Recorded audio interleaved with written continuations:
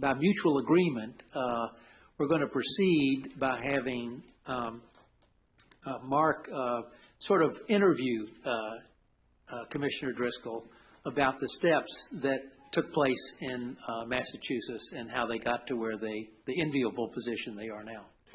So in the last round, somebody asked a question about who ought to be the group, asked of Lee a question about who ought to be the group that drives the changes. When we've looked around the rest of the world, we have rarely seen these changes take place unless the business community was involved, deeply involved. So, David, who was Jack Rennie, and what role did he in the Massachusetts high-tech community play in the Massachusetts reforms? Thank you, Mark, and thank you all.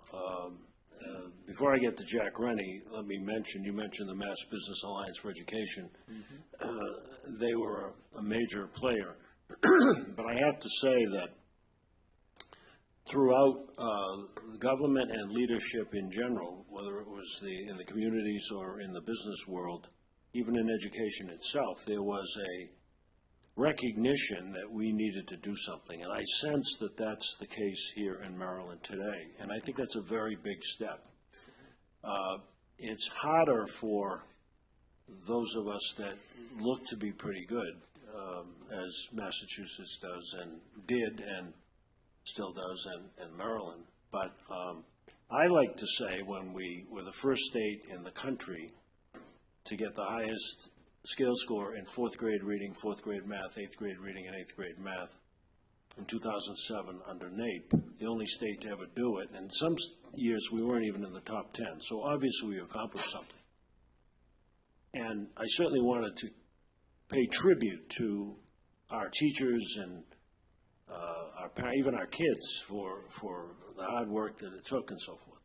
But when asked about how did it feel to be the top in the country, I said, well, it's fine except we're the best of a poor lot.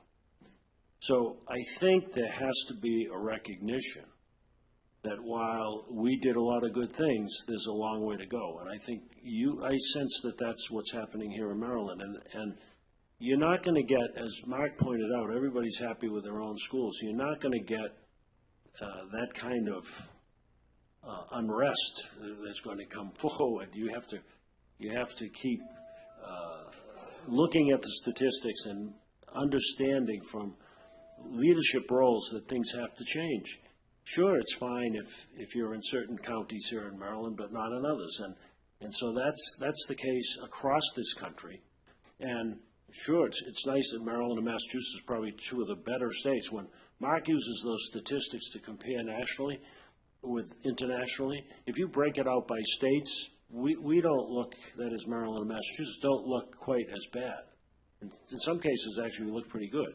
But anyway, Jack Rennie was the key, as it turned out. He was a gentleman that had 5 children of his own, and he was very active in the schools where his children were, and then he had a business that he ran, very successful business, and he got very involved in the schools in that district.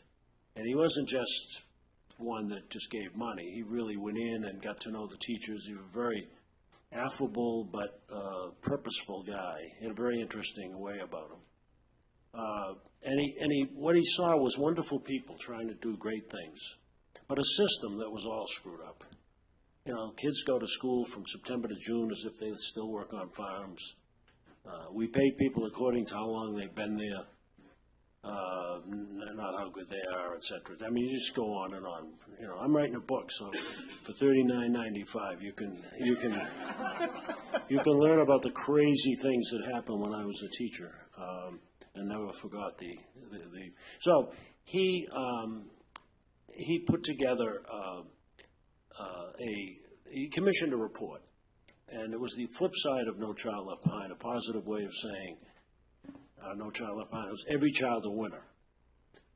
And that report looked at, across this country and across the world, about those things that we ought to be looking at. And it included early childhood education, well, all the building blocks that Mark has indicated. And as you may know, we settled on higher standards and expectations for students, which was a 10th grade test they had to pass in order to get a diploma, and that was a big deal. 8th grade standard at the 10th grade level, but it was a start. Higher standards and expectation for educators, not just teachers, but for principals as well. And then schools and districts, and we actually borrowed the Texas system, so it was No Child Left Behind. Before it was No Child Left Behind. But we went out to 2020, and actually worked because you could make AYP if you didn't make it in a given year. Actually, that system worked a lot better than it did in the federal level when they picked, I don't know, 2014 or whatever it was. I remember saying to Ted Kennedy, why 2014? He said, because the Democrats wanted 2016 and the Republicans wanted 2012, so, you know. So Jack Rennie was a key. The one thing that he said that was, I think, instructive for you was, it shows the age maybe, everyone's going to have to drink a little castor oil. And so, school board, you call them school board, we call them school committees, school boards had to give up personnel because that made no sense. We used to have school committees fighting till 2 o'clock in the morning to hire the football coach. I mean, it's crazy stuff. So they were out of the personnel business, and that really bothered them because they were used to it, you know. And but it made no sense, and there were things like that. Principals lost the ability to have tenure, but they gained the ability to pick the teachers in their school, and things like that. So he called it the grand. He called it everybody had to have a little castor oil, and then finally he tabbed at the grand bargain. We want to give schools the support they need, but we're going to hold them accountable. And I happened to be in the State House. I was president of the State Association of Superintendents at the time, when he bounded out of a elevator saying, I just convinced Governor Weld, who was well, he's not a Republican anymore, he's a conservative socialist now, I guess, but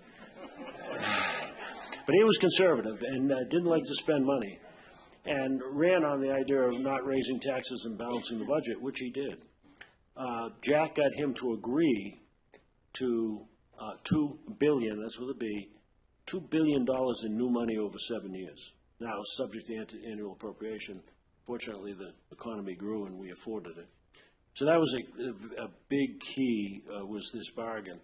We're going to give you the tools and hold you accountable. Can I interrupt you for a minute? Because you're making it sound as though he was a one-man band and nobody else was doing anything. And can you tell us a bit about the coalition he put together and how he was able to do that, what the role of the Massachusetts High Tech Council was, who the other major Well, there were any number. That's why I mentioned, I jumped to Jack Rennie, but talked about the atmosphere in the state at the time among all the leaders. You're absolutely right. It was the business community, the High Tech Council, many education groups. People understood that we needed to make a change. So you're right. It was he was the catalyst, but there was all of the groups really were ready. Advocacy groups were ready for change.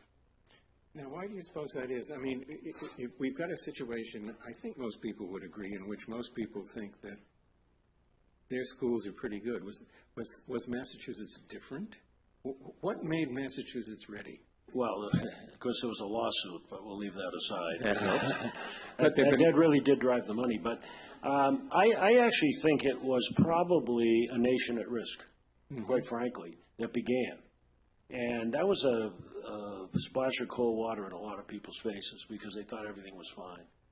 And then, and education has always been, public education has always been important in Massachusetts as it is in Maryland, and people pay attention. Mm-hmm. And so that was the beginning. And then other states, of course, led, like Kentucky with its Kira. And it took that kind of time. There were bits and pieces of education reform for about a decade, where legislature would pass this or pass that, and then they wouldn't fund it. There was a lot of frustration. So there was a building of both a frustration, but also a recognition that there had to be some fundamental changes. Some of the statistics you showed weren't quite as dramatic then, but they were dramatic enough. Mm-hmm.